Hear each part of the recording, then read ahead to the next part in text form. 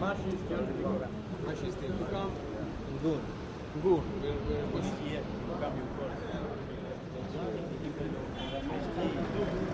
Severe by Reverend Father Songo. So he's a good interpreter if anything is not clear. But I will do what I can to be clear. So, as I was explaining, this research began in 2004, right? And I was then in Germany. Now I stay in the US. But I became interested, I studied languages, country talks. And I came here to study country talks for Cameroon. This is what I want to do. And I went to Lowerfungom. Why? Because so many country talks, it's such a tight place. Yes. I looked on a map. I did not know the place. I saw a map that the linguists at SIL, you know SIL? Yes. They made a map. I saw it in Yaoundé. Yeah, they were here too. They have this map. And each area has languages. You see most, and you get to Lowerfungom, they cannot show on map. They need to make it larger. I think this is an area with many country talks. I will go there. Okay. So I did my research first alone. Then later on, I was able to bring some other people. In 2007, No, when did I hire you? 2009, sorry.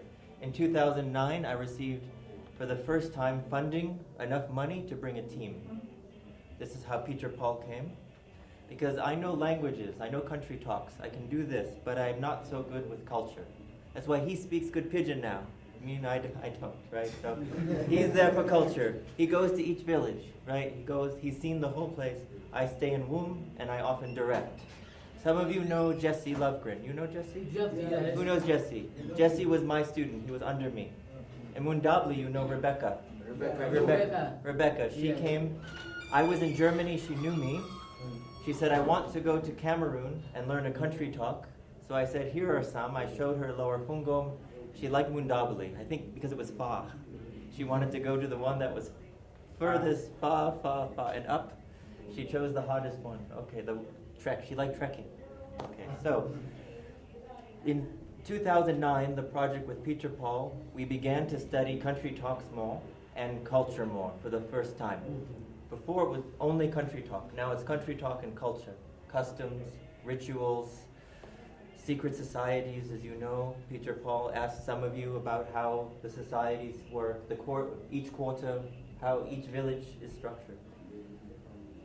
That project finished.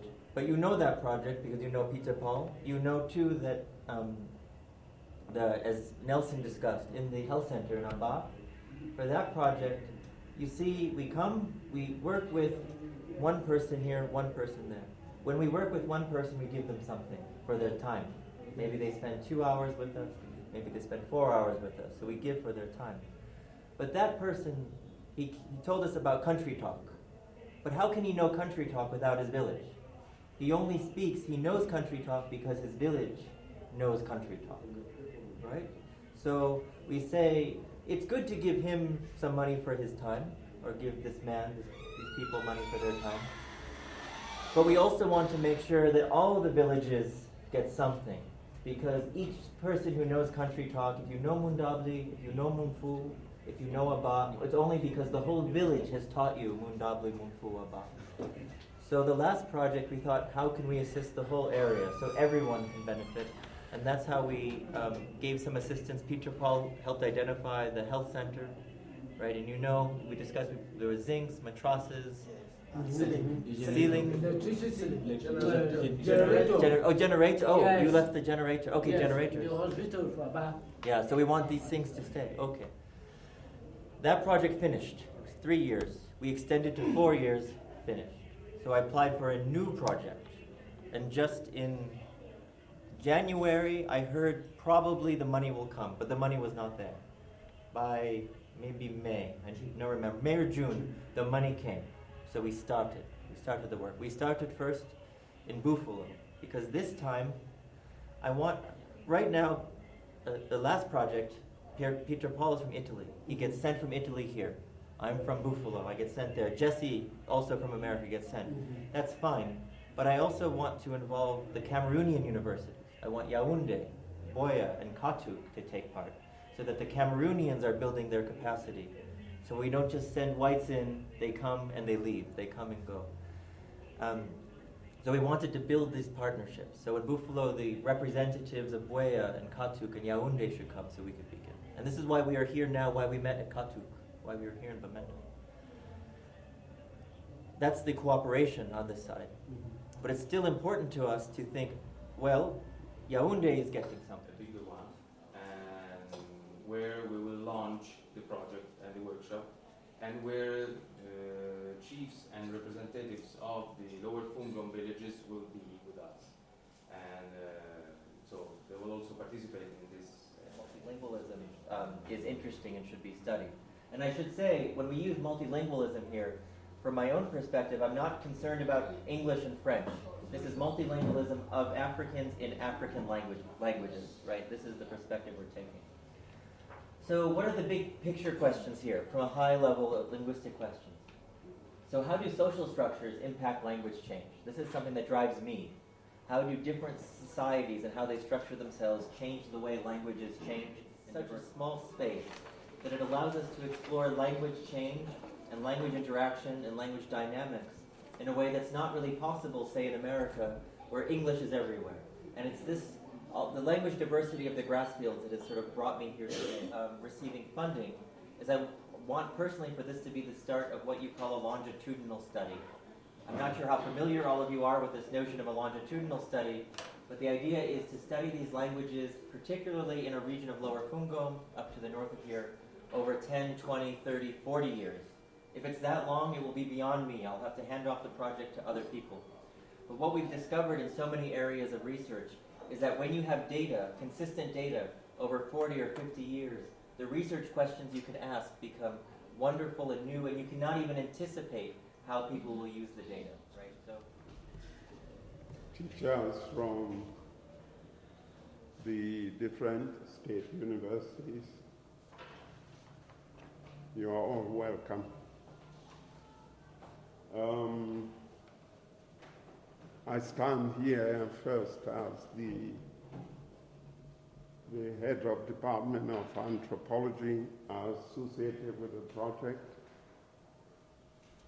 And we are really pleased that you could come and that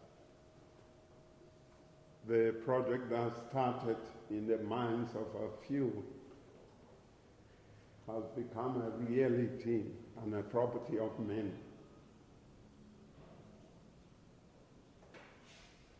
Our protocol for the launch of this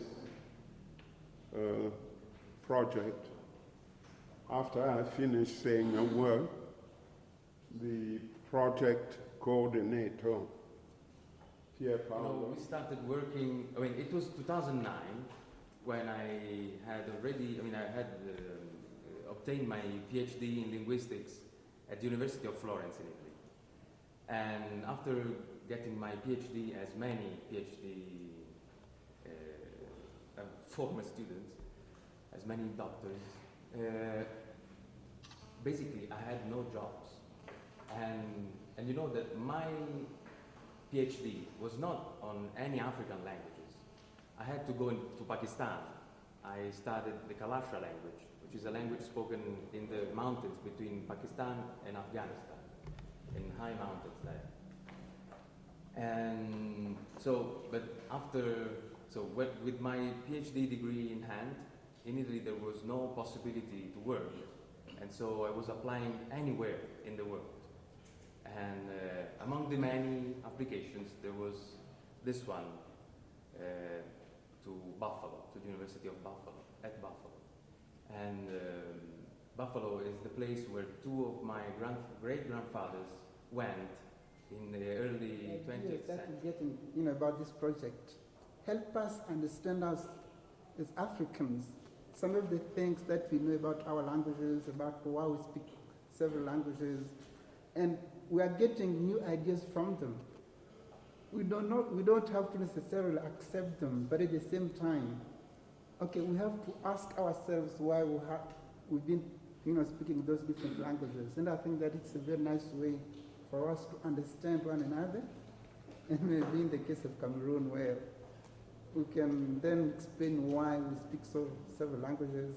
I myself I'm not Cameroonian. I am from the DRC, where we have, all those languages. Also. Project. Dr. Pier Paolo De Luca, coordinator, the representatives of the University of Yaoundé, I think this is Boya seated right here, Your Royal Highnesses, the chiefs of Lowerfungom. I'm not too sure what I should address you, chiefs or Fons. I suppose it's a matter of debate. Distinguished professors, ladies and gentlemen, I must start by saying that if there is any one subject I've had to address, I think it's just a modest event. It's like celebrating the birth of a new child. And usually on such occasions,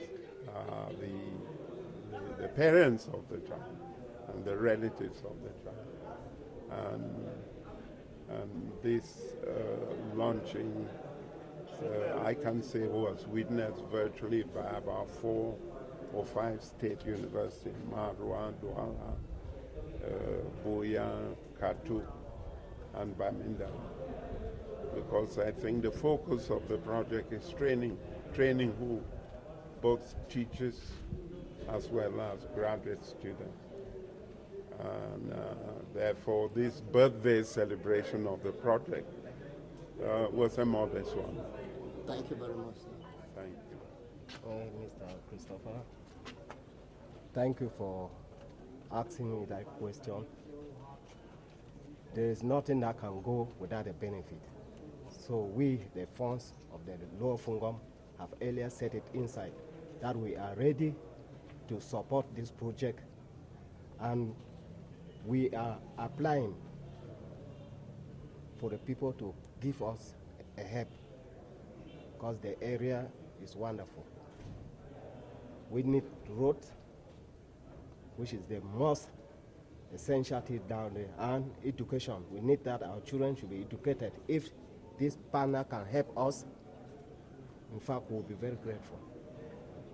Yeah, before this time, have you people got some benefits from them before hoping for those ones again? We hope they are still to come. More to what my president just rightly said, concerning the project, we have some villages have benefited something from the project. That's the field coordinator, the people who are bringing the project to our area. We hope all the Fons of Lowerfungom, we are expecting much from them.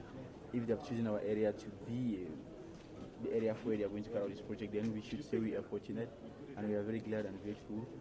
We promise to give them full support and to give them security also to enable this project go smoothly and to an end with. You know that it's always difficult to take the floor after everyone because what you think you will say will have been said by the previous speakers. I don't think it's necessary for me again to thank Jeff or Pierre because they have only a small bags and all the things will not be contained in those small bags. But I wish to thank particularly the chiefs for being able to make time to be here because to me as a researcher it's something special that we could see the chief with us, not only giving us permission to work in their villages, but to take time to come to Bamenda to this launch event